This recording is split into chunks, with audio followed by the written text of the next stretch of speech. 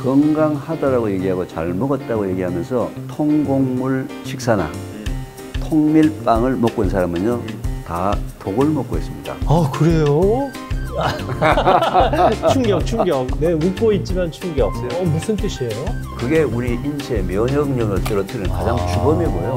우리나라 사람들이 전 세계 대장 환자 1등이 한 가지 원인이에요.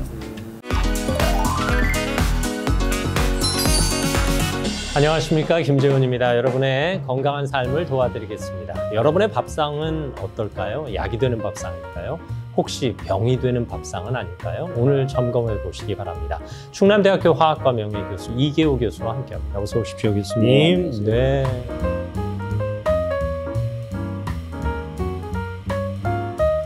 언제 봐도 이렇게 맑은 피부를 갖고 계세요. 이게 박사님 드시는 음식 때문 아닐까요? 뭐 음식 부분도 있을 수가 있는데 저는 굉장히 평범하게 음식을 먹고 있고요. 아, 그래요? 네, 그냥 좋게 기쁘게 살려고 노력하는 것도 좀 좋은 것 네, 같아요. 뭐 제가 한 15년 전부터 뵀는데 늘 한결같은 표정에 한결같은 인상에 한결같은 몸매 관리를 참 잘하신다 싶습니다. 똑같으십니다. 아닙니다. 네.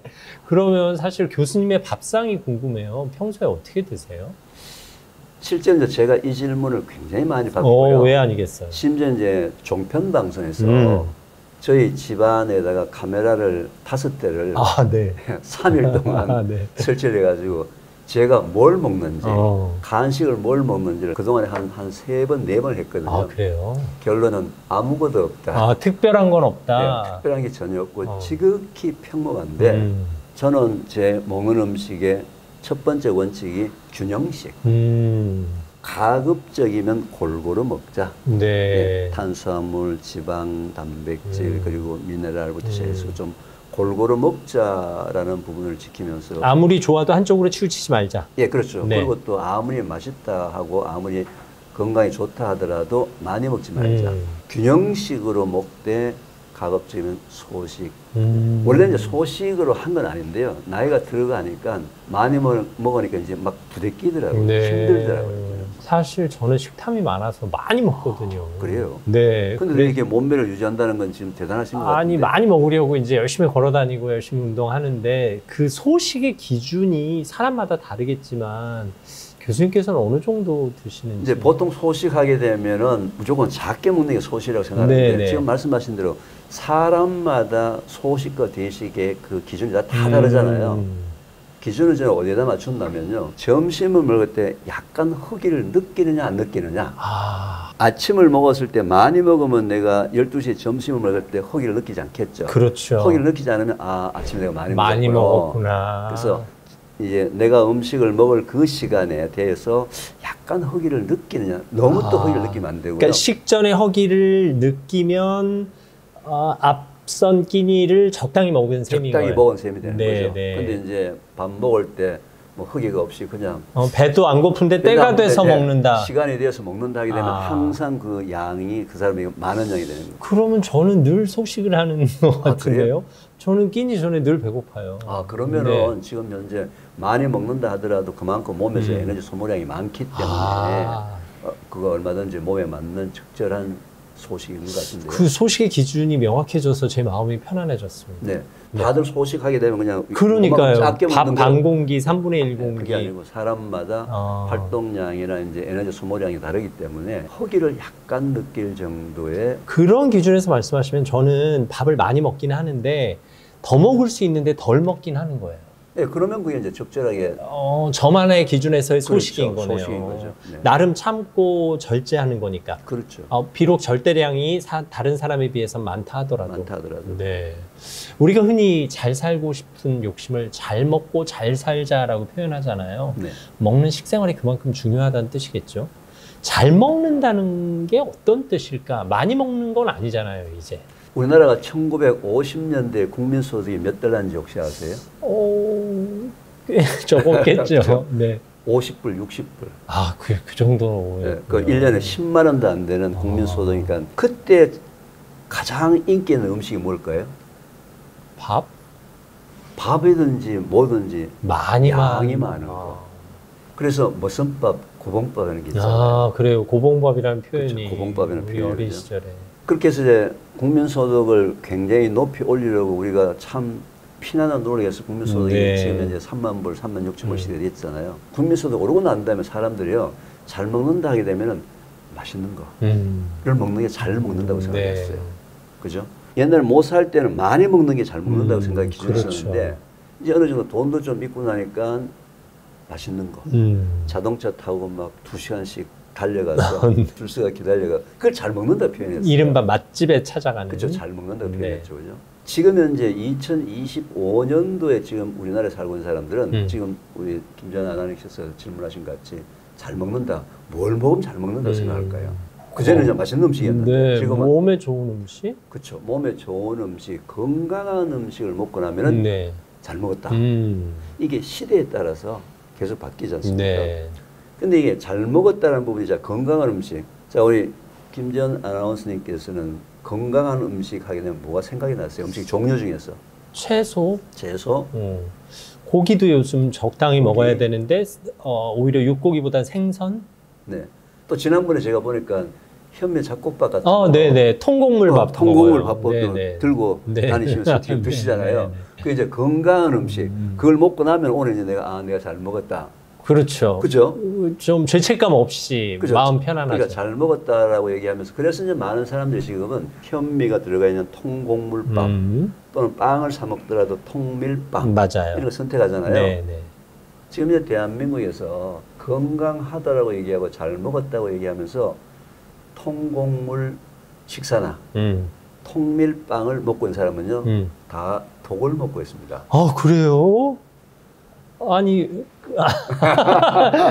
충격. 네, 웃고 있지만 충격. 다 독을 먹고 있어요. 무슨 뜻이에요? 저하고 같이 한번 점심 식사를 하면서 그때 통곡물 이제 그 밥을 직접 갖고 오셔서 식당에서 드시는 제가 봤잖아요. 맞아요. 봤는데 왜 그렇게 가지고 다니면서 불편하지만 그렇게 하느냐? 내가 건강하게 잘 먹었다 하기 위해서 그렇게 하신 거예요. 맞아요. 다른 사람 다 마찬가지예요. 그렇죠? 네. 근데 거의 대부분의 한국 사람이 현재 먹고 있는 현미나 통곡물 밥이나 또는 통밀빵을 거의 독이 되게 먹고 있어요. 왜 예전에 대장금이라는 드라마에서 어떤 약재가 약이 되기도 하고 독이 되기도 한다라는 걸 대장금이 얘기한 적이 있잖아요. 그래서 뭐 그 시험에서 떨어지기도 하고 합격하기도 했는데 그런 개념인가요? 그 개념하고 조금 다른 개념인 것 같아요. 왜냐하면은 한약에서 얘기하는 약과 독의 얘기는 예를 들자면 뱀독 이런 것들을 많이 먹으면은 뭐예요? 독이 되네. 작게 먹으면은 그게 신경치료제가 되거든요. 네, 그렇죠. 그런 컨셉에 매우 독약을 이제 의미할 때 한약에서 그렇게 많이 표현하는데 제 얘기는 그게 아니고요. 분명히 현재 그때 가지고 다니면서 들고 다니시는 통곡물 식사는 건강합니다. 과학적으로. 그 자체는 굉장히 과학적으로 건강해요. 자, 현미를 깎아서 백미를 만들잖아요. 현미를 영양 성분을 분석해보면 100이라고 본다면 백미는 5밖에 안 돼요. 영양 성분으로 본다면 95를 깎아냈어요. 95. 왜 95를 깎아냅니까? 뭐 때문에? 맛 때문에. 맛을 위해서. 금방 도정한 백미 밥해서 기름 잘잘잘 흐르는 그 김 한 장 얹어서 참기름과 함께 찍어 먹는 그 맛 기가 막히죠. 반찬 필요 없죠. 반찬 필요 없죠. 자, 맛을 위해서 95의 영양 성분을 깎아냈기 때문에 현미나 통곡물은 글자 그대로 과학적으로 건강한 음식이 맞는 거예요. 네, 제가 먹는 통곡물 밥 도시락은 특히 도정하지 않은 곡물들만 들어가거든요. 확실히 영양학적으로 분석을 해보면 이 세상에서 가장 건강한 음식이에요. 근데 자꾸 지금 독이 왜 독이 될까? 그러니까 아무리 추리를 하려고 해도 떠오르질 않아서. 안 떠오르죠. 아나운서님께서 뭘 먹었잖아요. 차라리 먹었잖아요. 입으로 들어가는 음식이 모두 다 약이 되는 게 아니에요. 조건이 있습니다. 어떤 조건? 소화되어서 우리 몸으로 흡수가 되어야지만 약이 되고 소화가 되지 않으면 그대로 대장 속으로 넘어가서 대변으로 항문으로 나올 때까지 하루나 이틀 동안에 40도의 대장 속에서 부패가 되거든요. 근데 많은 사람은 입으로 들어가는 음식이 100%다 약이 된다고 생각하는 거죠.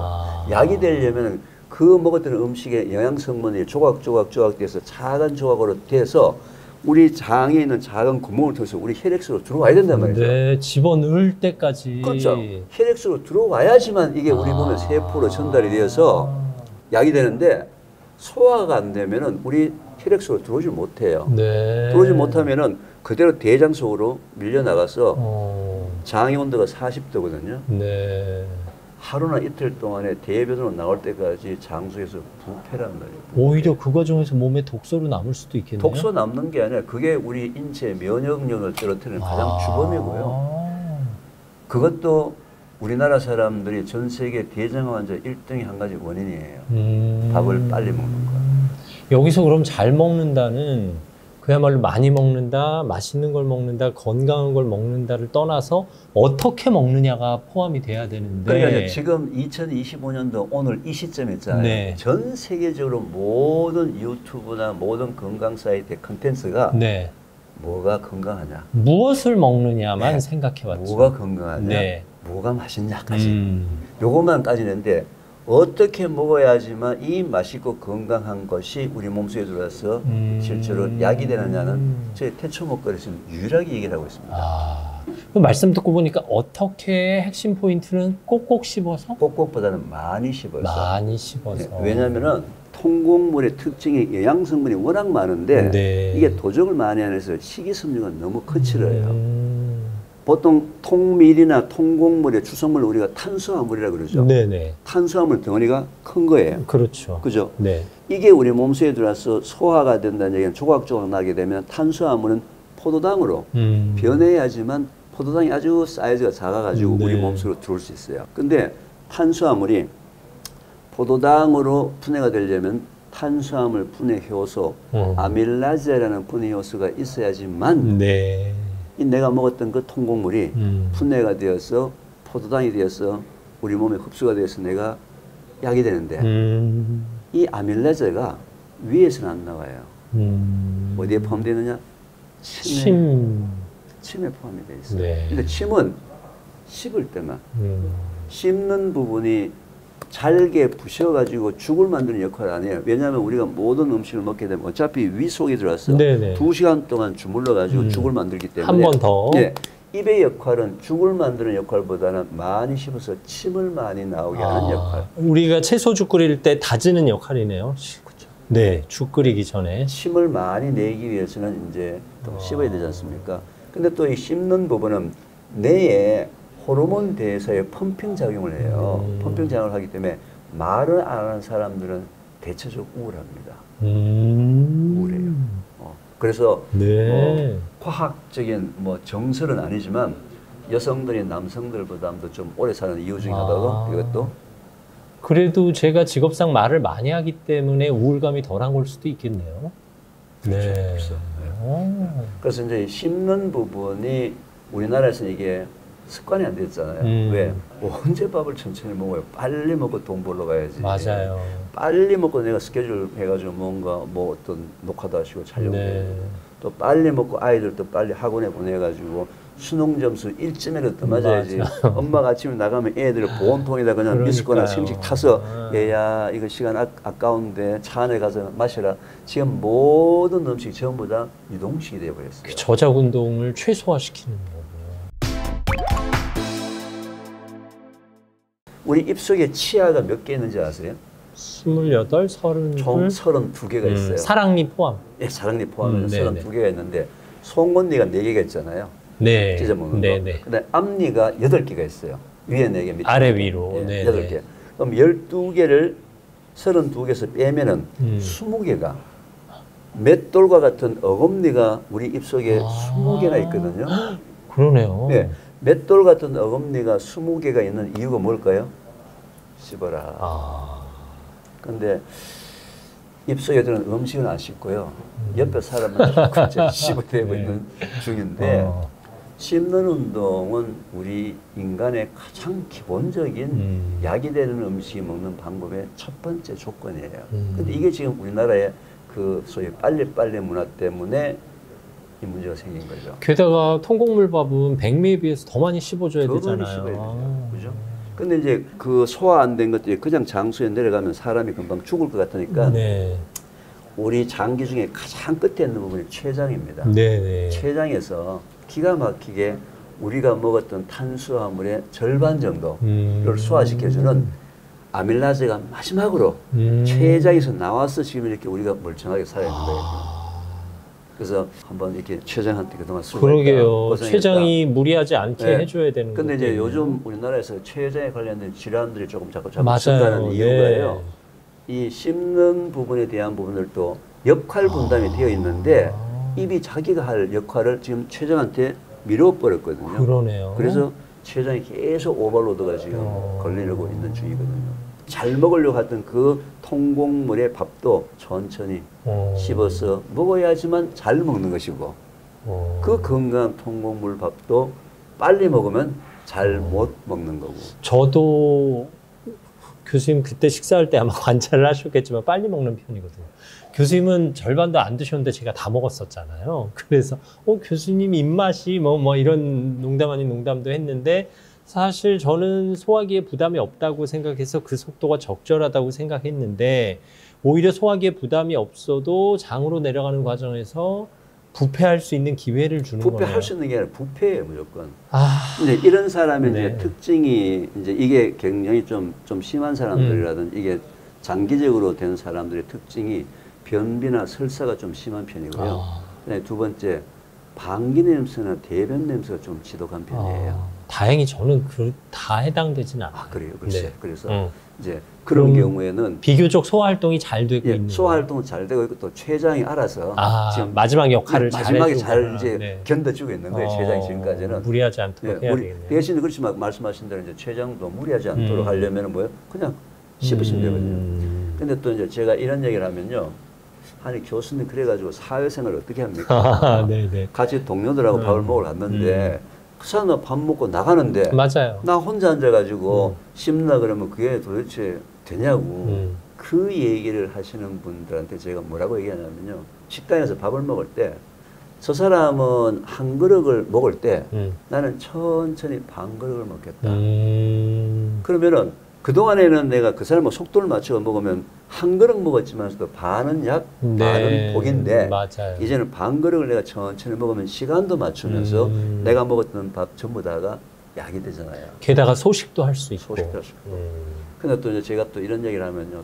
분명히 또 어떤 사람은 배가 고파서 어떡하냐고. 반 그릇 먹고 대사하냐고. 우리 인체는 참 기가 막힙니다. 아까 제가 위를 예를 들었잖아요. 위는 주머니예요, 주머니. 이런 주머니에 음식이 들어오면요. 아래에 관략근을 꽉 묶고 위에 관략근을 딱 묶어가지고 2시간 동안 주물러서 죽을 만드는 역할이 바로 위가 하는 거거든요. 근데 음식이 꽉 차가지고 주물리면 아래 위로 막 삐져나오겠죠. 그렇죠. 꽉 차면. 그래서 항상 위는 3분의 1을 비웁니다, 위에. 빈 공간을 두고서 3분의 2만 채우고 음식을 주물르도록 그렇게 돼 있어요. 그래요. 그래서 3분의 2 되는 지점에 센서가 붙어 있어요. 센서가 붙어 있다가 음식이 밑에서 차곡차곡 올라가서 3분의 2가 딱 되죠. 그러면은 센서에서 뇌로 신호를 보냅니다. 너 배불러? 신호가 뇌에서 그래? 그러면 뇌에서 렙틴이라는 식욕 억제 호르몬과 포만감을 느끼는 호르몬을 발생시키면서 뇌에서 하면서 밥이 3분의 2 이상 못 먹도록 해요. 근데 이 센서가 작동되는 시간이 밥 먹고 난 10분 내지 15분 뒤에 작동이 돼요. 그래서 항상 밥을 빨리 먹는 사람은 항상 위를 꽉꽉 채우는 거예요. 15분 이내에. 15분 이내에. 근데 밥을 15분 이상 먹게 되면 절대로 3분의 2 이상은 절대로 못 먹고 포만감을 느낀대요. 그래서 다이어트 하는 사람들도 천천히 먹으면 무조건 다이어트가 됩니다. 결국 약이 되는 밥상은 이 밥상 위에 무엇이 있느냐가 문제가 아니라 내가 어떻게 먹고 있느냐가 문제였네요. 지금까지는 모든 초점이 어떤 식단이 건강하고 잘 먹느냐에 초점 맞춰졌어요. 지금까지는. 물론 그것도 중요하지만. 아무리 건강한 음식도 그게 소화가 되지 않으면 전부 독이다. 그동안에는 위를 만족시키는 양적 식사를 했다면 이제부터서는 장을 만족시키는 질적 식사로 바뀌어야지만 현재 우리나라가 갖고 있는 이 좀 심각한 문제를 해결할 수 있어요. 제가 아까 언뜻 얘기를 했지만 현재 우리나라가 인구 10만 명당 45명의 대장암 환자가 있거든요. 그게 전 세계 184개국 중에서 몇 등쯤 할까요? 아, 이게 불길하네요. 교수님 계속 보니까. 1등입니다. 아, 그러니까. 근데 저는 그것보다는 더 가슴 아픈 통계는요, 네. 안타까운 통계는 20세에서 49세까지 젊은 사람들의 대장암 환자가 전 세계 1등입니다. 아, 심지어 점점 늘고 있다는 뜻이군요. 예, 전 세계 1등이에요. 젊은 층, 20세. 젊은 층. 아니 20대 식습관? 어린이 청소년기부터 잘못된 식습관? 우리 부모들이 네. 지금 이제 기성세대들이 배고픔의 굶주림을 벗어나려고 무리하게 살았잖아요. 네네. 무리하게 살았기 때문에 우리가 장수 시대는 왔는데 80세는 넘게 사는데 현재 80세까지 살 때 3명당 1명이 암에 걸리거든요. 그건 저는 우리 시행착오를 할 수 없다고 생각해요. 네. 왜냐하면 그 경제 발전이라는 이 무리 때문에 우리가 경제적인 부는 이루었지만 그 시행착오, 그 반대급부로서 건강을 잃었단 말이에요. 그런 사람이 많다는 거죠. 네.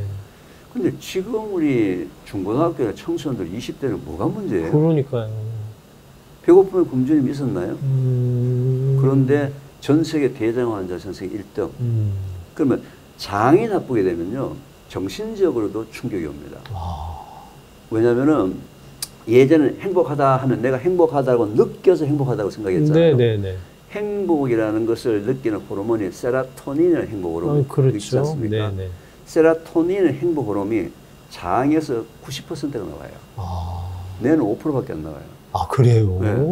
그러니까 장이 건강하지 않으면 정신적으로도 우울하고 불행해지는 거예요.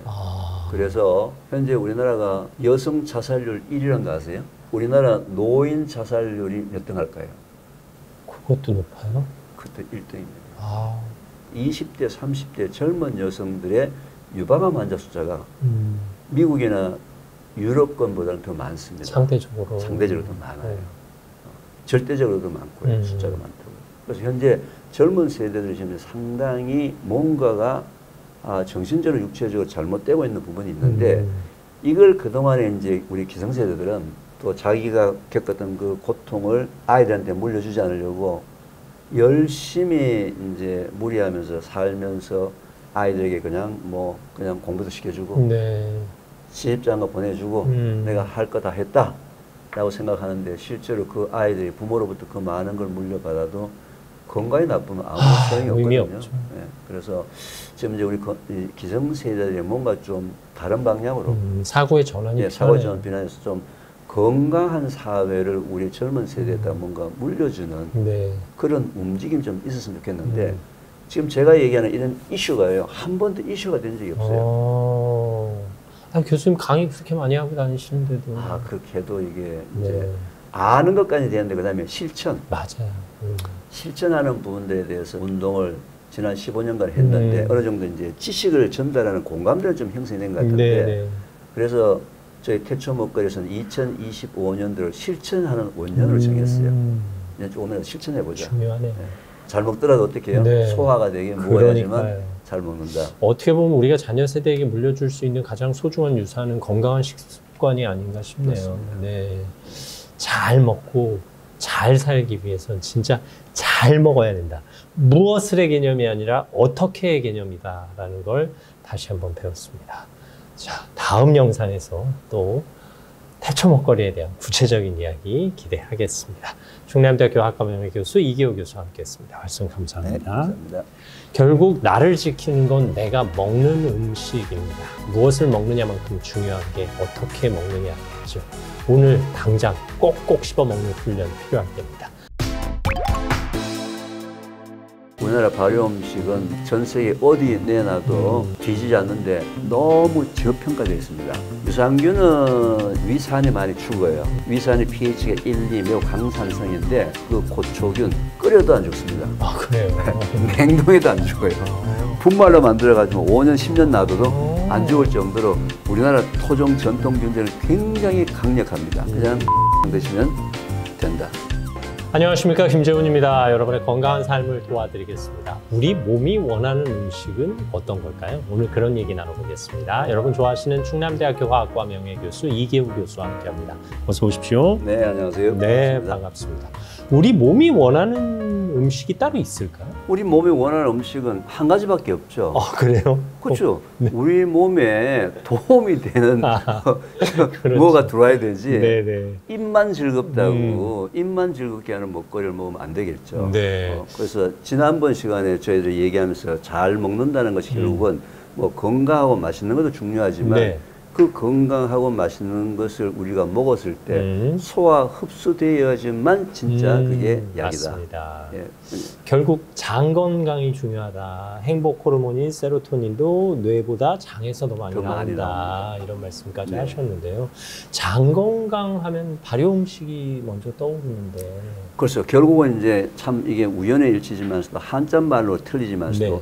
장이 장을 그러네. 그죠? 네. 그래서 이 발효 음식 하게 되면 많은 분들이 좀 이렇게 신비스럽게 생각하는 부분이 있는데요. 발효 음식의 장점은 아주 단순합니다. 네. 발효 음식은 바깥에서 외부에서 미생물들이 조각조각을 내놓은 거예요. 뭐가 잘 되라고요? 소화가 잘 되라고. 네. 발효 음식의 특징은 소화가 잘 된다. 네. 예를 들면은 우리가 콩 하게 되면 단백질 때문에 먹잖아요. 그렇죠. 그거를 많이 먹으려고 이제 두유, 막 꼴꼴꼴꼴 마시려고 이제 두유 또는 두부, 농축해서 먹는 두부잖아요. 그건 단백질 덩어리이기 때문에 우리 몸속에 들어오게 되면 소화율이 그렇게 높지가 않습니다. 네, 그래서 이제 좀 연세가 드신 분들이나 또는 소화가 잘 안 되신 분들은 두부나 두유를 먹더라도 가스 발생되면서 좀 소화가 안 되게 힘들어 하시는데 콩을 발효를 하게 되면 바깥에서 미생물들이 조각조각 내서 소화를 시켜놨잖아요. 네. 그래서 콩을 발효한 청국장, 된장, 간장은 95%가 우리 몸에서 흡수가 되거든요. 그러니까 발효 음식의 첫 번째는 소화가 잘 된다. 그러면 소화가 잘 되면 뭐라고요? 결국 약이지 않습니까? 그러네요. 그죠? 네. 그거를 바깥에서 미생물들이 좀 도와줬단 말이죠. 두 번째는 두부나 두유에는 없지만 그 미생물이 발효하면서 유익균이 있잖아요. 그러니까 두부나 두유에는 없는데 발효 과정에서 생긴 유익균. 예, 발효할 때 사용하는 유익균. 예를 들면 우리나라의 전통 발효는 청국장에 된장, 간장을 만들 때 칩을 이용하죠. 칩. 네네네. 칩에 고초균이라는 유익균이 있어요. 고초균. 예, 고초균의 유익균이 있는데 이 균이 콩의 단백질을 분해해서 소화가 잘 되는 아미노산으로 바꿔주고 이 유익균 자체, 고초균이 우리 장 속에 들어오게 되면 네. 유익균의 숫자를 늘려가지고 유해균을 이렇게 공격해서 유해균이 힘을 못 펴게 만들기 때문에 그냥 우리가 이제 유산균 먹는 거하고 같은 얘기죠. 네네네. 같은 컨셉인데 유산균은 이 위산이 많이 죽어요. 위산이 pH가 1, 2 매우 강산성인데 청국장, 된장 속에 들어있는 그 고초균 끓여도 안 죽습니다. 그래요? 냉동에도 안 죽어요. 분말로 만들어가지고 5년, 10년 놔둬도 안 죽을 정도로 우리나라 토종 전통균제는 굉장히 강력합니다. 네. 그래서 발효 음식 하게 되면 딱 두 가지예요. 첫째는 소화가 잘 된다. 둘째는 장 건강에 결정적인 역할을 하는 유익균이 포함되어 있다. 그런데 한 가지 더 들으라 그러면은 자 청국장을 이렇게 띄울 때 보면 실이 나오죠. 실. 네네. 실이 그걸 폴리글루탐산이다 이렇게 해요. PGA라고 얘기하는데 이게 피떡을 녹이는 혈전용해제입니다. 그래요? 네, 그래서 왜 보통 중년 우리 한국 우리 분들이 일본을 여행 가게 되면요. 네네. 비싼 그 건강 보조식품 사오는 것 중에서 나토키나제라는 걸 사오거든요. 네. 그게 바로 청국장에 그 끈끈이 실을 묶어 놓기 때문에 그거 먹을 필요가 없이 그냥 청국장 드시면 된다. 우리나라 발효 음식은 뭐 전 세계 어디 내놔도 뒤지지 않는데 너무 저평가되어 있습니다. 상대적으로. 자, 콩을 발효시킨 발효식품 중에서 전 세계적으로 제일 유명한 뭐 있죠? 나또, 그렇죠. 기꼬만, 네. 미소. 그러네. 그죠? 네네. 그건 전 세계를 잡았잖아요. 네. 근데 우리는 전 세계 잡은 게 있어요? 없죠. 그런데 우리나라가 콩의 원산지입니다. 우리나라 함경도와 만주 지역에서 전 세계로 콩이 펼쳐나갔어요. 네. 함경도 위에 흐르는 강 이름이 뭔지 아세요? 두만강. 두자가 콩두자입니다. 콩두자예요. 만자가 가득 찰 만자입니다. 아, 그래요. 그러네요. 그 강에 콩이 얼마나 많이 찼으면 두만강이라고 부르는 한국. 지금까지 한국 사람들은 단백질의 공급원으로 고기를 먹지 않았거든요. 뭐 먹고 살았어요? 콩 먹고 지금까지 살았는데 요즘 10대, 20대, 30대가 콩을 먹을까요? 안 먹을까요? 안 먹겠죠. 한 톨도 안 먹습니다. 콩밥도 안 먹고. 그래서 단백질 공급원으로서 콩을 먹었던 한국 사람의 이 장 건강에 결정적으로 영향을 준 것이 콩 단백질이 고기 단백질로 바뀐 거. 이게 현재 우리나라의 20세에서 49세까지 대장암 환자 전 세계 1등의 첫 번째 원인입니다. 네. 그래서 태초 먹거리에서는 지금 현재 저희들 목표가 뭐냐면요. 현재 10대, 20대, 30대 젊은 세대들한테 고기 먹지 말아라 그러면 안 되니까 그렇죠. 그들이 먹고 있는 고기의 25%, 4분의 1을 콩 단백질로 바꿔주자. 그것만 해도. 예, 그게 저희들 지금 실천 계획의 첫 번째 목표예요. 네. 현재 잘 진행이 되고 있습니다. 교수님 하시는 태초 먹거리 운동, 또 교수님 낸 책 태초 먹거리에 관한 책에서도 이런 바탕을 가지고 말씀하시는 건가요? 이제 원래 태초 먹거리는 시작이 지금부터 15년 전에 시작했습니다. 네. 그때 시작은 초점이 암 환우가 초점이었거든요. 암 환우를 보통 이제 진단을 받게 되면은 세 가지 수술, 항암, 방사선 일반적으로 표준 치료를 하잖아요. 네네. 근데 그 표준 치료는 증상이 더 악화되지 않게 증상을 치료하는 방법이거든요. 근데 그 암 환우에게는 최소한도 그 사람의 삶 속에 매우 오랫동안 반복되고 있는 발병 원인이 있다는 거죠. 발병 원인이 제거되는 삶을 살아야 되거든요. 그렇죠. 그죠? 발병 원인이 만약 제거 안 되면은 지금은 뭐 표준치라고 5년 전에는 원치다 아니죠. 의미가 없죠. 의미가 없죠. 네. 발병 원인이 있으면 10년, 15년, 20년 전에 반드시 재발하니까. 그래서 이제 암 환우분들한테 그 발병 원인을 찾아서 제거하도록 이제 도움을 드리고 두 번째는 마지막에 가서 결국 자기가 이기느냐 지느냐 하는 부분은 자기가 갖고 있는 면역력 그걸 어떻게 유지하고 관리하느냐에 따라서 그 사람의 운명이 결정되잖아요. 네. 이 면역력의 가장 기본이 면역세포겠죠. 면역세포의 80%가 바로 장에 있습니다. 그래서 태초 먹거리는 처음부터 장 건강에 초점을 맞춰가지고 면역력을 향상하고 유지하고 회복하는데 먹거리, 생활습관 뭐 이런 것들에 대해서 지금까지 진행해 온 거죠. 태초 먹거리라는 이름에서 짐작할 수 있듯이 우리 선조들이 예부터 먹었던 음식 뭐 이렇게 봐도 돼요? 그렇게 생각하셔도 좋고 또는 처음으로 좀 돌아가 보자. 왜 처음으로 돌아가 보자 하면 제 전공이 분석화학이라고 그랬잖아요. 분석화가 눈에 보이는 걸 다 분석하는 거예요. 뭐 그래서 제가 충남대학교 처음 부임했을 때는 뭐 반도체, 첨단 신소재 뭐 이런 것들 분석하다가 우리나라 이제 식약처나 농림부에서 사람들이 먹고 있는 먹거리 1차 농축수산물과 2차 가공식품에 대해서 뭔가를 분석해 주세요 해서 제가 지난 한 25년간 분석을 많이 했어요. 해보니까 지금 우리가 먹고 있는 먹거리의 상당히 많은 부분이 돈을 벌기 위한 먹거리가 너무 많아요. 상업적인 그쵸? 목적에. 돈을 벌기. 먹거리는 원래 인간에게 영양성분을 공급해 주는 것이 우선순위 1번이어야 되는데 이걸 돈을 벌게 하기 위해서 사실 모든 가공식품이 다 그렇죠. 그렇죠. 돈을 버는데 초점을 맞추다 보니까 이 먹거리가 지금 현재 원래의 먹거리에서 많이 벗어난 게 참 많아요. 돈을 벌기 위해서 사람의 입맛만 공략한 건가요? 입 공격하고요. 눈 공격해서 예쁘게 보기 좋게. 눈도 공격하는구나. 그다음에 코를 공격해가지고 좋은 냄새가 나게. 모든 게 돈을 벌기 위해서 먹거리가 지금 많이 바뀌었어요. 그러네요. 그래서 이제 제가 처음에 암 환우한테 이런 프로그램을 시작할 때 지금 상업용 먹거리 중에서 암 환우들이 먹어서는 안 될 먹거리가 너무 많거든요. 그래서 이제 그분들에게 원래의 먹거리로 좀 돌아가 보자 하는 취지에서 태초라는 글씨를 붙였죠. 뭐 아시다시피 이제 우리 성경의 제일 처음 시작이 태초를 시작했으니까 뭔가 처음으로 한번 돌아가 보죠. 처음으로. In the beginning. 네, in the beginning. 그래서 저희들 태초 먹거리 공식적인 약자가 ITB입니다. in the beginning이네요. In the beginning. 네. 그러면 가공식품은 뭐 당연히 뭐 환자뿐만 아니라 누구의 몸에도 안 좋을 텐데, 그러면 원재료, 뭐라고 그래야 돼요? 자연재료로 만든 밥상? 이런 걸 강조하시는 거예요? 제가 분석 과학자로서 현재 우리가 먹고 있는 상업용 먹거리를 다 분석해 봤을 때 환자 내지는 또는 아이들이 먹으면 안 될 먹거리다, 이런 먹거리가 있어요. 있는데, 그러면 이제 많은 사람들이 그러면 풀 먹고 살아야 되냐? 그냥 어떻게 먹고 살아야 되냐? 그러니까요. 그죠? 구체적으로 얘기를 해달라 그러거든요. 자, 제가 이런 얘기를 한번 해보겠습니다. 채식 좋아하시죠? 네네. 어떻게 그냥 농약 뿌린 거 드세요? 개각전, 친환경, 유기농 드세요?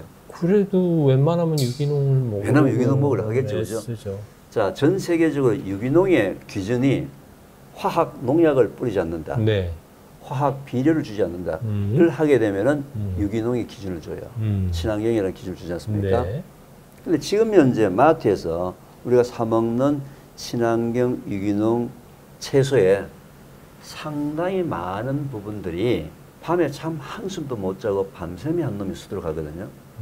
무슨 얘기냐면은 서울 주위의 수원이나 외곽 쪽으로 가보게 되면은 우리 사람들이 먹고 있는 거의 대부분의 친환경 채소를 전부 비닐하우스에서 키워요. 근데 비닐하우스에 밤에 가면 불을 켜놨거든요.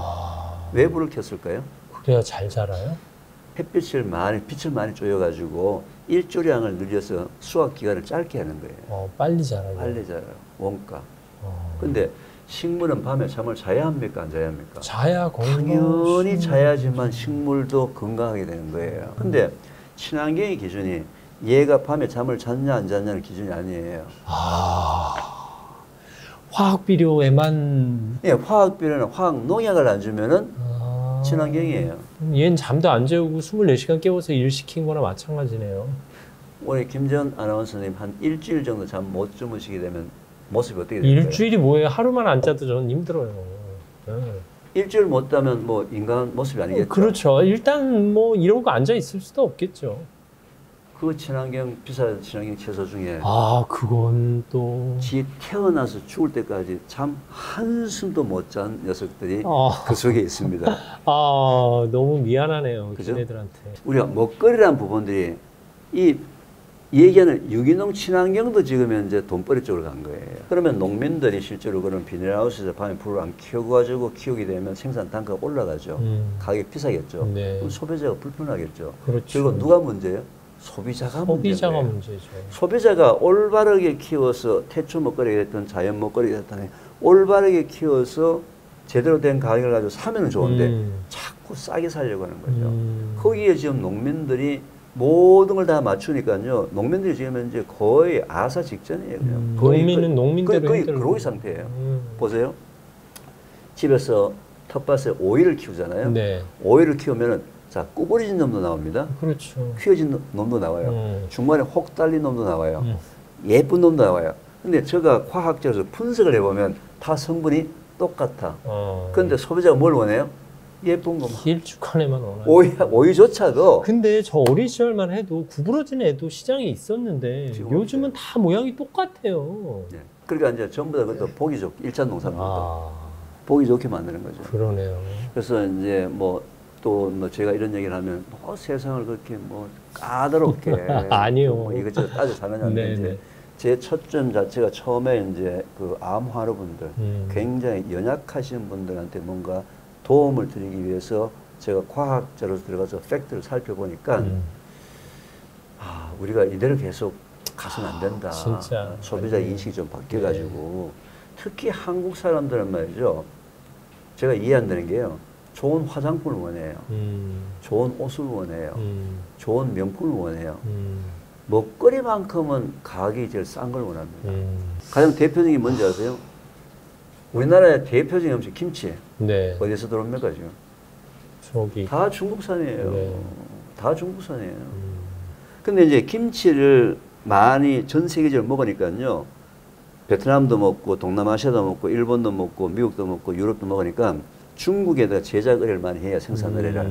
근데 중국에서 생산되는 김치 중에서 가장 가격이 싼 것이 어디로 온다고요? 우리나라도 오는 거예요?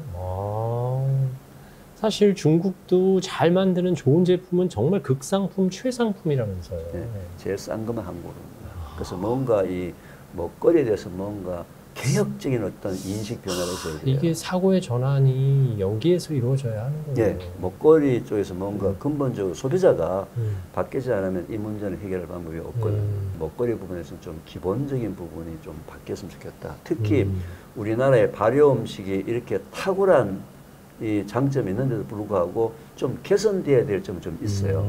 왜냐하면은 일단 요즘 젊은 세대가 집에서 김치 담궈 먹습니까? 안 담궈 먹습니까? 안 먹지. 일단 귀찮다 이거죠. 그냥 사서 먹지. 그죠? 언감생심 콩 삶아서 덩어리 매주 만들어서 비워가지고 장해가네요.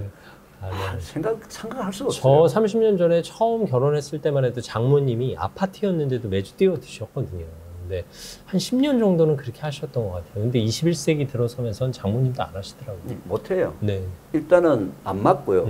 두 번째는 제가 과학자로서 요즘은 이제 집에서 그걸 말릴 때, 네. 가정에서 말리거나 할 때 뭐가 문제냐면 날씨가 옛날보다 많이 따뜻해져 가지고 기후 온난화 때문에 곰팡이가 피는데 좋은 곰팡이도 있고 나쁜 곰팡이 있는데 콩에서 나쁜 곰팡이를 아플라톡신이라고 합니다. 아플라톡신은 간암을 일으키는 1군 발암물질이에요. 콩에서 나온 나쁜. 예. 그래서 우리나라 전통적으로 장을 만들고 난 다음에 곰팡이 적게 피려고 계속 소금을 계속 때려 넣어가지고 우리나라 한식 된장간장 하면 그냥 짜다라는 인식밖에 없는 거죠. 네. 제가 이제 이 문제를 해결하려고 순창 군하고 같이 국가연구를 수행했어요. 네. 국가연구를 수행해가지고 지금은 저희 이제 태초먹거리 프로그램 안에서 된장간장을 30분 만에 담굽니다. 그 자리에서요? 그 자리에서 30분에 담그고요. 심지어는 5살짜리 어린애도 담굽니다. 그렇게 쉽게? 네, 쉽게. 5살짜리 어린애들. 그러면 젊은 부부들도 다 도전할 수 있다는 젊은 부부는 5살짜리 어린애도 담근다니까요. 네. 그래서 요즘은 주로 이제 유치원 그리고 초등학교, 중학교, 학교에서 교원실에서 아이들이 장을 담궈서 그날 집에 엄마한테 선물로 갖다 줘요. 와, 가능하군요. 네, 그러고 이제 이번 천안에 있는 대학교에서 대학생들을 대상으로 대학생들이 100명이 모여가지고요. 한꺼번에 저희들 100명, 200명도 장을 담글 수 있어요. 그래요? 동시에. 그 30분에. 각자 다 자기 거 자기가 담그는 거예요. 대학생들도 담그고요. 뭐 지금 상당히 참 재미있는 일이 많이 지금 벌어지고 있습니다. 사실 그동안 꺼려했던 이유는 담그기 어렵다, 시간이 오래 걸린다. 오래 걸린다. 네. 그리고 또 관리가 어렵다. 그렇죠, 그렇죠. 곰팡이 피는 그리고 또 뭐 냄새 나고 뭐 이런 여타의 이유였는데. 네. 그러면 그렇게 만들어진 간장 된장을 우리가 흔히 말하는 천연, 우리 할머니 할아버지들이 담그셨던 그거와 전통을 그대로 물려받은 거죠. 지금 현재 우리나라에서는 전통적으로 된장 간장을 담그는 명인들이 계시잖아요. 네. 연세가 많으세요. 그렇죠. 지금 벌써 70, 80 뭐 이렇게 되셨거든요. 근데 이분들은 지금까지 사명감으로 여기까지 끌고 왔는데 너무 힘든 거예요.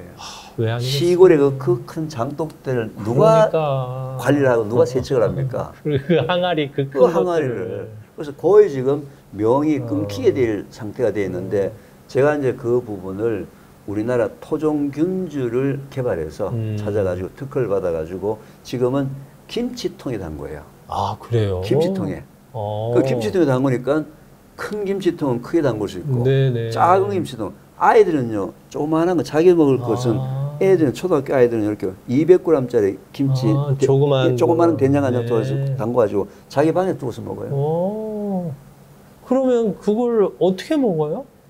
뭐 쉽게 먹을 수 있는 방법이 또 있어요? 맛있게 먹어야죠. 어떻게 먹어요? 네. 지금은 결국 이제 집에서 각자 개인이 30분 만에 된장간장을 직접 담궈서 먹는 방법을 알려드리는 거거든요. 체험교실을 통해서 체험교실 오게 되면 30분 만에 자기가 먹을 된장간장을 그냥 만들어서 집에 갖고 가서 집에서 이제 먹는 거죠. 천안에 있는 교회 같은 경우는요, 제가 이제 100명을 했는데 보통 한 10kg 정도의 된장간장을 생산한다 하면 네. 5kg는 본인들이 드시고 나머지 5kg는 주위에 좀 힘들어하시는 분한테 선물로 한번 줘봐라. 그것도 좋은 아이디어. 선물로 자기 정성이 들어가서 선물로 한번 줘봐라. 또 생일날 케이크 들고 가지 말고 자기가 직접 담근 된장간장을 예쁜 병에 포장해서 한번 이렇게 한번 선물로 드려봐라. 왜냐하면 그걸 먹고서 특히 아토피라든지 이렇게 장이 나쁘거나 좀 성격이 굉장히 급한 아이들 뭐 이런 애들 때문에 굉장히 고통받는 그런 가정들이 많잖아요. 아이들이 변합니다. 아이들이 변해요. 그 언젠가 교수님 말씀하시기를 간장차 드신다고 했잖아요. 그럼 그 간장으로 그렇죠. 물에 차를 저는 이제 된장 간장을 직접 제가 만들잖아요. 누가 다 만들 수 있어요. 우리나라 옛날에 시골에 응급약이 없을 때 애들끼리 싸워가지고 머리 깨지면은 된장 발랐어요. 맞아요. 민간요법으로. 그렇죠. 민간요법으로. 왜? 민간요법일 뿐 아니라 그때 응급약이 없었다는 거죠. 그때는 그게 예, 최선이었죠. 최선이었죠. 왜냐하면 그때는 소독약도 없었으니까. 네. 그다음에 애가 뭐 비실비실하고 힘도 없고 설사하고 많이 아프면 엄마가 그냥 아무것도 줄 게 없으니까 그냥 간장 한 사발 타서 그냥 얘한테 먹였어요. 맞아요. 그죠? 네. 또 연탄가스 중독되고 나면 뭐 먹으라 그러죠? 김치 국물, 맞아요. 동치미 국물. 네. 바로 이게 유익균이 들어가서 장 환경을 개선하면서 면역력을 증강시켜주는 것이 이게 키 포인트였거든요. 키 포인트인데 이게 워낙 지금 이제 그 많이 그 불편한 점도 있고 또 아까 곰팡이 문제도 있고 해서 거의 명맥이 끊길 상태에 되어 있는 것을 제가 국가의 연구를 5년 동안에 순창군하고 해서 50억이라는 연구비를 가지고요. 이 연구를 5개 대학교에서 수십 명의 연구진들이 이 문제를 풀었어요. 풀어가지고 이제는 제가 먹는 것은 된장 간장은 제가 직접 담근 거거든요. 그 담근 것을 간장을 저는 아침에 일어나서 따뜻한 물에 한 200ml 정도의 간장차를 내 입에 맞게 간장을 조금 집어넣어가지고 보통 어른 숟가락으로 한 숟가락 정도 집어넣으면 맛있어요. 그럼 교수님 입맛에 맞아요? 네, 제 입맛에 맞는. 또는 뭐 조금 더 진하게 먹으려면 한 숟가락 반 정도를 집어넣어서 짤듯 말듯하게? 예, 짤듯 말듯 그냥 간간할 정도. 그거를 이제 자기가 만든 간장을 먹어보면 자기가 맛을 알아요. 하긴 내가 만든 간장이 또 다른 간장하고 농도가 다를 수도 있으니까. 네. 그냥 일반적인 한식 간장만 하게 되면 짜기만 짜고요. 네. 내가 만든 그 우리가 태초 먹거리에서 만든 간장은 기가 막히게 맛있습니다. 너무 맛있습니다. 그러니까 일반적인 시제품 간장으로는 간장차를 드실 이유가 없고 추천하지 않고요. 네. 하지만 전통 방법으로 만든 천연 간장이에요. 예, 제가 이제 만든 이제 태초 먹거리에서 제시하는 방법들을 만든 것들은 균이 달라요. 균이 아까 얘기했지만 국가연구를 통해서 특허받은 우리나라 전통 균주거든요. 전통 균주에다가 했기 때문에 소량의 그 아미노산, 단백질 있죠. 그 다음에 유익균이 있죠. 그리고 소량의 소금 성분, 염분 성분이 있기 때문에 저는 이 음식을 통해서 소금을 짠 음식을 많이 안 먹기 때문에 아침에 일어나서 따뜻한 간장차 한 잔은 상당히 도움이 되는 것 같더라고요. 그러면 나도 그 간장을 만들러 가고 싶다. 어디로 어떻게 가야 돼? 태초 먹거리라는 홈페이지가 있거든요. 거기에 보면 지역체험 교실이라고 있어요. 거기 들어가 보면 현재 전국에 120군데 지역체험교실의 연락처가 지역별로 다 나와 있습니다. 거기 이제 전화를 하시면은 언제 내가 장을 담글 수 있느냐, 그 장을 담글 수도 있고요. 또는 나도 한번 그런 교사라든지 해서 나도 한번 다른 사람한테 그 장 담그는 걸 가르치고 싶다 하게 되면 대전의 태초 먹거리 본부에 와서 3시간 교육을 받으면 자격증을 드려요. 지도자 자격증. 예, 지도자, 교사 자격증. 그러면 자기가 이제 누구한테나 할 수 있는데 이게 요즘은 이제 교사 훈련 받는 분들이 선교사님이에요. 훈련을 받으셔가지고 현재 필리핀하고 또 아프리카의 탄자니아라든지 이런 데 가서 현지인들한테 이걸 가지고 이제 그 체험 교실도 하고 또 현지인들이 그걸 가지고 생계 수단이 될 수 있도록 시도를 현재 하고 있습니다. 그건 진짜 좋은 아이디어네요. 예, 특히 이제 이 그 아프리카나 이런 데서는 먹는 영양실조 좀 많잖아요. 콩의 단백질 너무 좋은 거죠. 단백질 영양 성분이 뭐 그 영양실조 있는 아이들이라든지 제대로 못 먹는 사람들한테 콩이라는 음식이 엄청나게 영양학적으로 좋거든요. 전국에 많이 확산됐으면 좋겠네요. 제 희망은 그냥 5천만이 다 그냥 이 장 건강이 좋아져서 우리나라 지금 이제 그 많은 그 정신적인 육적인 질병에 좀 이겼으면 좋겠다. 그게 제 바람입니다. 교수님의 그 태초 먹거리 운동을 힘차게 응원하겠습니다. 네. 오늘도 충남대학교 화학과 명예교수 이계호 교수와 함께했습니다. 감사합니다. 네, 감사합니다. 오늘은 한번 식사하시기 전에 내 몸에게 물어보시기 바랍니다. 어떤 음식을 원하냐? 우리는 늘 입에게만 물어봤거든요. 제가 지금까지 15년 동안에 굉장히 많은 암 환우들을 만나서 얘기를 했잖아요. 암 환우의 공통분모가 평소에 물을 잘 안 먹는 습관을 갖고 있는 사람들이에요. 실제로 물 한 잔이 사람의 운명을 바꿀 수 있다고 생각하거든요. 우리 김전 아나운서님께서 굉장히 정리를 잘 해주셨잖아요. 요거를 아들, 딸, 손자, 손녀, 맞아요. 유치원 애들, 네. 5살짜리 애한테 꼭 얘기해 주시고. 안녕하십니까, 김재훈입니다. 여러분의 건강한 삶을 도와드리겠습니다. 우리가 가장 많이 먹는 건 뭘까요? 곰곰이 생각해도 저의 경우는 물인 것 같습니다. 이 물 어떻게 마시는 게 좋을지 충남대학교 화학과 명예교수 이계호 교수에게 여쭤보겠습니다. 어서 오십시오, 교수님. 네, 안녕하세요. 네.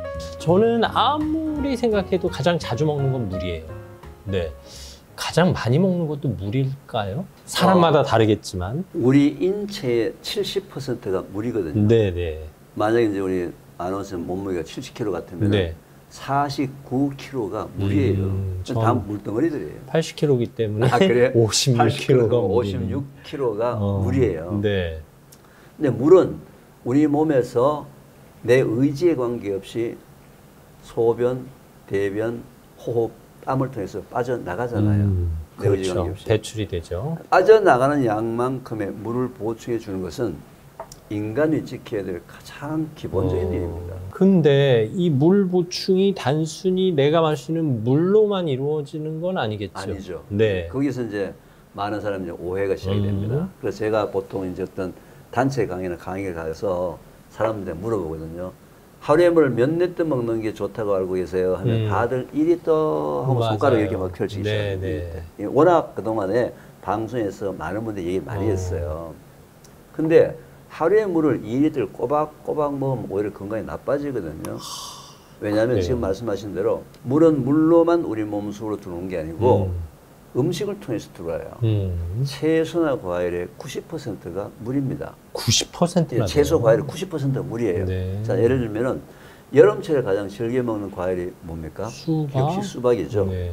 수박에다가 그 더운 날 얼음 넣어가지고 같이 만들어서 그냥 배가 터지더라고. 네. 그날도 내가 물을 2리터 먹어야 된다고. 의무가 그러네. 꾸역꾸역 먹은 날 물을 많이 먹은 거예요. 너무 많이 먹은 너무 많이 먹은 거예요. 그죠? 그런데 이제 사람이 고민이 있습니다. 어떤 고민? 그럼 나한테 필요한 양의 물이 얼마인지 알 방법이 있냐 이거죠. 그러게요. 왜냐하면 운동을 하게 되면 물을 더 마셔야 되고 운동 안 하고 가만히 있으면 물 많이 안 마셔도 되고 네. 즉 바깥으로 빠져나가는 양이 작으면 물을 작게 마셔도 되고 근데 그걸 어떻게 아느냐 이 말이죠. 우리 인체에는 기가 막히게 자기한테 필요한 양의 물을 먹는 방법을 알려주는 메커니즘이 작동이 됩니다. 신체 시스템에서? 신체 시스템에서. 자, 이제 화장실을 갔습니다. 네. 소변을 봤는데 소변 색깔이 노란색으로 짙게 나왔다. 뭐 하라는 거예요?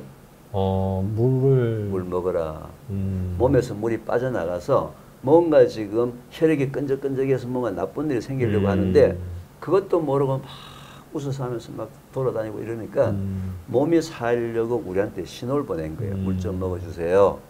그때 물 한 컵 먹으면은 바로 소변 색깔이 옅은 노란색으로 바뀝니다. 그게 다음 소변 3시간 후에 바뀌어요? 3시간이 아니고 불과 한 15분, 20분 내도 바뀌어요. 그렇게도 바뀔 수 있어요? 빠르게도 바뀌어요. 근데 이제 우리가 비타민 B나 종합 비타민을 먹게 되면 소변 색깔이 노래지잖아요. 그 노란색은 병아리 색깔 같이 밝은 노란색. 네네. 물 부족 노란색은 누런 황토색이라서 섞이면 금방 표시가 나거든요. 진노란. 네, 섞여도 그냥 황토색입니다. 약간 뭐라 그래야 되나 좀 붉은기가 있는. 붉다기보다는 흑빛. 흑빛. 황토색. 네네.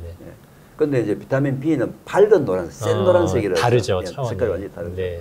이건 또 약간 형광이 있는 것 같기도 하고. 물을 많이 먹으면 소변 색깔이 어떻게 될까요? 옅어지겠죠.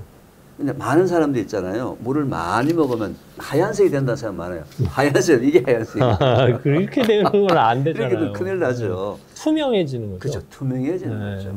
소변 색깔이 투명하게 되면 뭐라고요? 내가 물을 너무 많이 먹었구나. 물을 안 먹으면 되는 거예요. 그래서 나한테 필요한 양의 물은 그때마다 필요한 양이 다 다르기 때문에 하루에 소변을 여러 번 보는 이유가 그때마다 알아서 챙겨서 먹으라고 이 귀찮게 여러 번 보는 거예요. 하루에 7, 8번 점검할 기회가 있는 거네요. 그렇죠. 대변같이 하루에 한 번 보고 나면 뭔가 문제가 생길 거 아니에요. 네. 몸이 참 기가 막히게 소변을 그렇게 귀찮지만 여러 번 보는 이유가 너 몸 좀 챙겨라.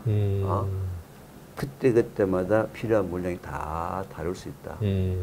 그래서 자기한테 필요한 양의 물량은 소변 색깔을 보고 짙으면 마시고 투명하면 안 마시게 되면 그게 보통 평상시에 보통 1.5에서 2리터 사이 왔다 갔다 해요.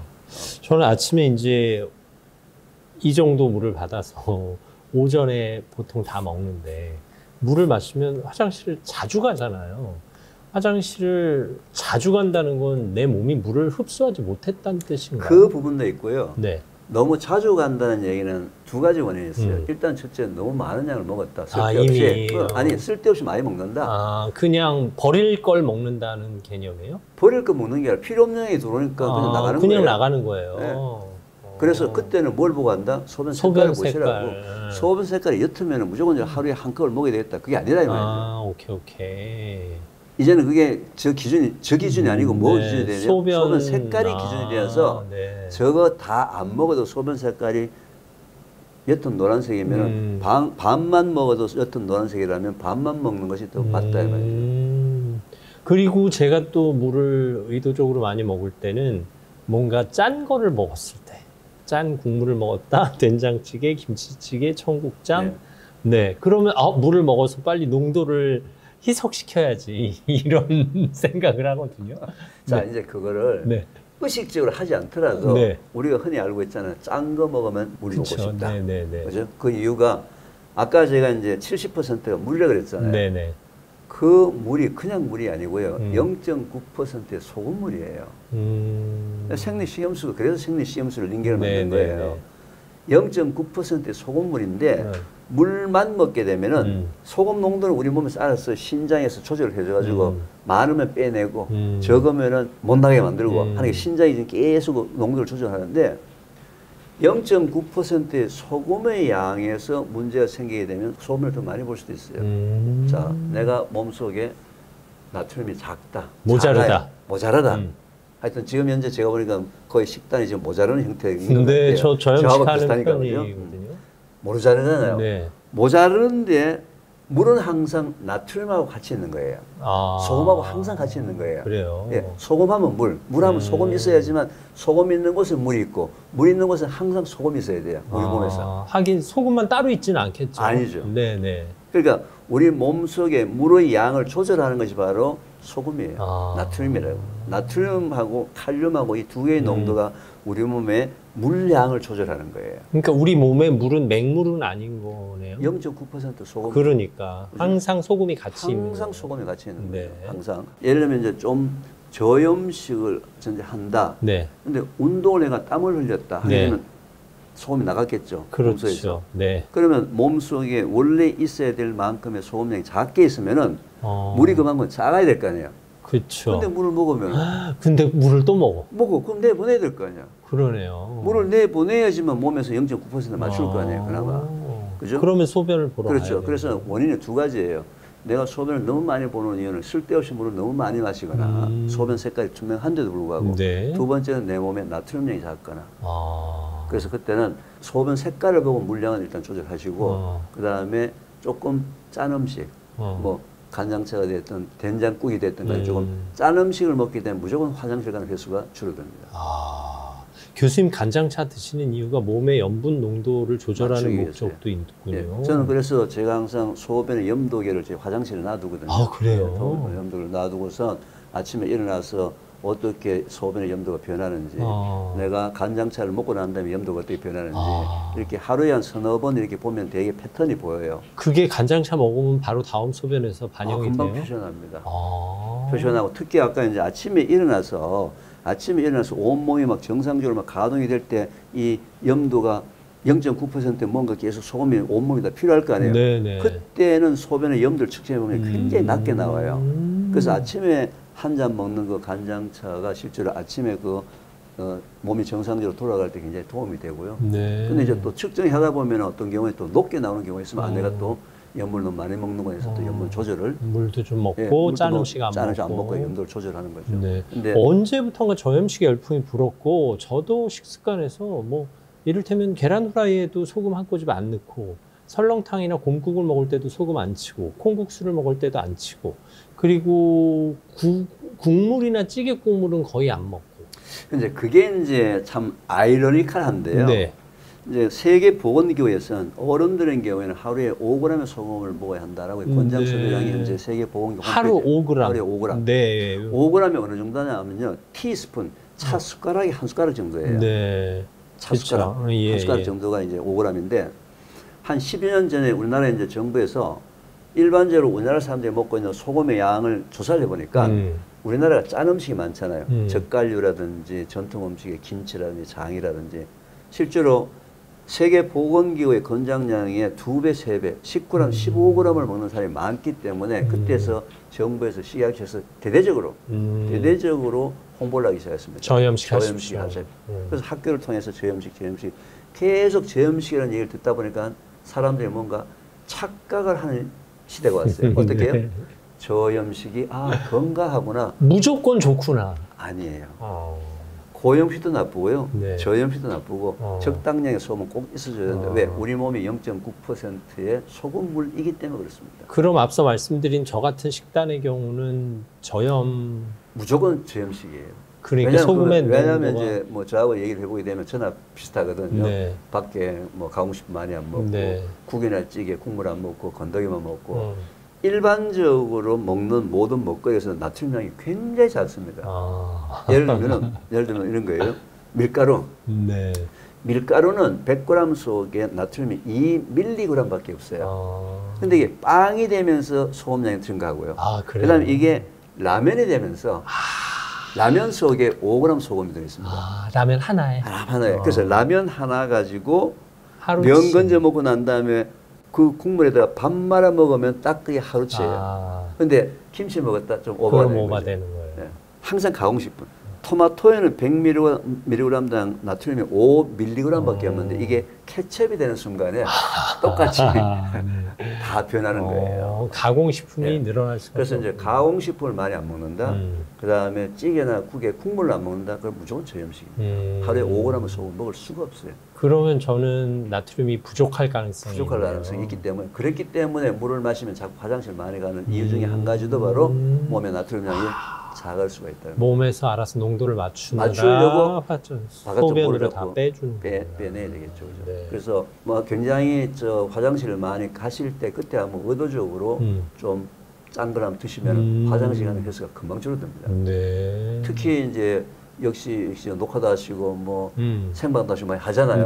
그 저도 마찬가지 어디 가서 방송을 했는데 중간에 화장실 가시면 안 되죠. 그렇죠. 그러면 처음부터 물을 작게 먹잖아요. 그때는 오히려 물을 약간 내가 간장차나 또는 약간 짠 음식을 미리 좀 먹는다든지 아니면 실제로 오늘 저도 여기 제가 소금을 약간 타고 왔어요. 그러신 거예요? 그러면 앞서 말씀하신 염분 농도계는 시중에서 구입할 수 있어요? 시중에서 얼마든지 다 구입할 수 있습니다. 온라인 쇼핑몰. 네, 온라인 쇼핑몰에서 소변 염도계를 지금 나오는데 물론 병원에서 측정하는 염도계하고 그 소변 염도계하고는 정확성은 떨어져요. 아무래도 같지는 않는데 그래도 레인지 근처는 알 수 있잖아요. 그럼요. 내가 지금 1.0 근처다, 내가 0.3 근처다, 근처는 알 수 있기 때문에 얼마든지 그 부분 가지고 하시고, 그 다음에 또 정확하게 아시려면 한번 병원에 가서 한번, 그렇게 돈이 비싼 게 아니니까 가격은 뭐 그 기준 수치가 얼마라고? 아까 말씀드렸지만 우리 몸이 0.9%잖아요. 그러니까 0.9 그렇게 하다 보니까 0.9를 기준으로 해가지고 보통 1.1, 1.2 할 때 그 근처가 있으면 괜찮아요. 괜찮은 거죠. 근데 이게 이제 너무 많거나 1.8, 2.0, 2.0이거나 또는 0.3, 0.2을 하게 되면은 몸에서 일단은 신장이 계속 고생을 하고 있는 거죠. 0.23이라는 얘기는 우리 몸에서 나트륨이 필요한데 안 들어오니까 밖으로 안 내보내는 거죠. 신장이 그걸 컨트롤하냐고. 신장이 항상 혈액 속이라는 우리 체액 속의 0.9%가 유지가 되도록 신장이 알아서 농도가 떨어졌다는 얘기는 뭐예요? 지금 안에서 몸이 필요한데 나트륨량이 작으니까. 그죠? 농도가 높다는 얘기는 뭐냐면 이내는 많으니까 신장이 알아서 뽑아내는 거고. 그래서 그 레인지를 0.9 근처에 있느냐 없느냐를 맞추는 부분. 물은 자기 몸에 따라 적정량을 찾아 마셔라. 그렇죠. 필요할 때만큼의 양만큼 자기가 먹으면 되는 것이지. 그걸 그때그때 소변으로 점검해. 소변을 점검하지. 잘못된 사람들은 물을 많이 먹으면 많이 먹을수록 좋다라고 알고 있는 분이거든요. 저염식 하시는 분들은 소변의 염분 농도까지 점검하면 좋다. 점검하면 물량과 소금량이 항상 균형이 맞아야 되지. 소금이 많아도 안 되고 소금이 작아도 안 되고. 물이 많아도 안 되고 물이 작아도 안 되고 소금과 물은 항상 두 개가 같이 콤비로 다니는 균형이다.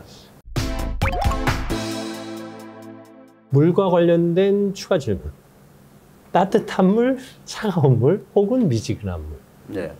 제가 이제 이 질문을 상당히 많이 받아요. 네. 왜 받느냐면요. 주로 이제 젊은 친구들이 우리나라가 얼어 죽어도 아이스.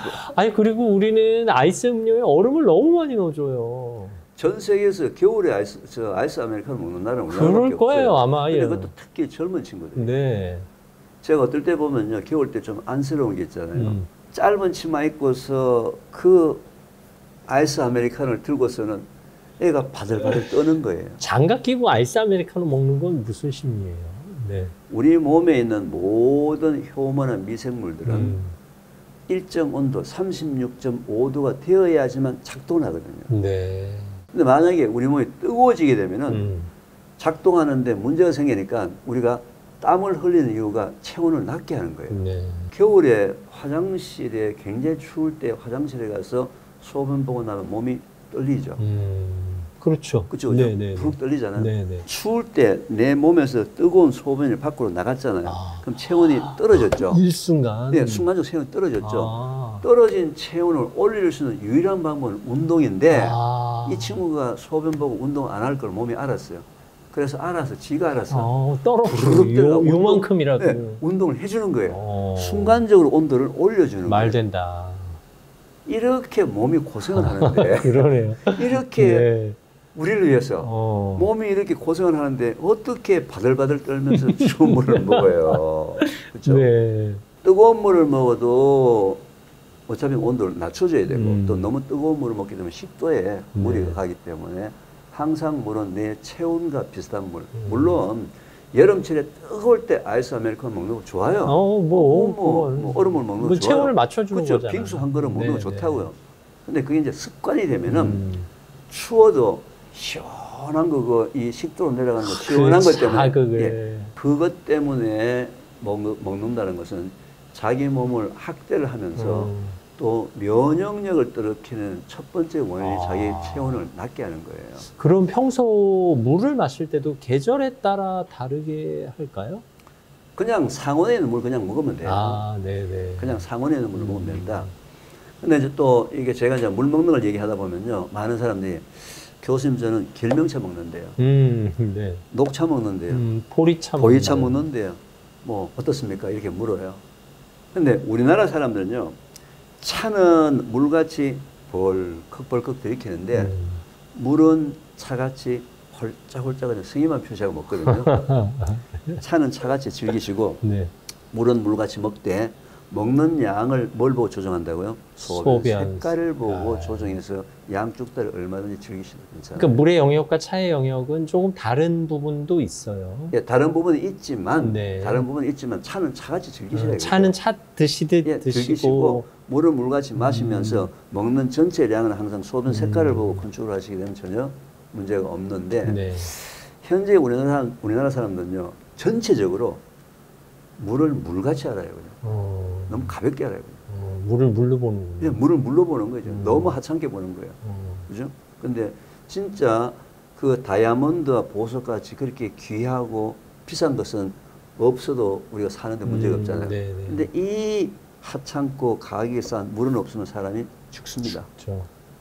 죽기 때문에 이제는 물 대접을 좀 해줘야 돼요. 게다가 요즘은 커피를 물처럼 마시는 분들이 또 너무 많아서 커피는 어떻게 먹어야 커피 돼요? 마시는 분들도 굉장히 저한테 질문을 많이 하세요. 네네. 근데 이제 결국 커피도 한때는 기호식품이었어요, 우리나라에서. 지금은 기호식품이 아니죠. 점심 먹고 난 다음에 커피 안 먹으면 수전증 걸리는 사람 많잖아요. 그러니까요. 뭐 카페인 부족에 시달린다는. 근데 결국은 이제 커피가 뭐 좋으냐 나쁘냐 하는 부분들은 영양학적인 부분에 대해서는 좋은 거는 좋은 성분만 본 거고요. 나쁜 건 나쁜 성분만 본 거예요. 그렇겠죠. 봤는데 이제 커피를 많이 마시는 사람들이 제일 이제 빠져들어가기 쉬운 부분이 카페인 부분이에요.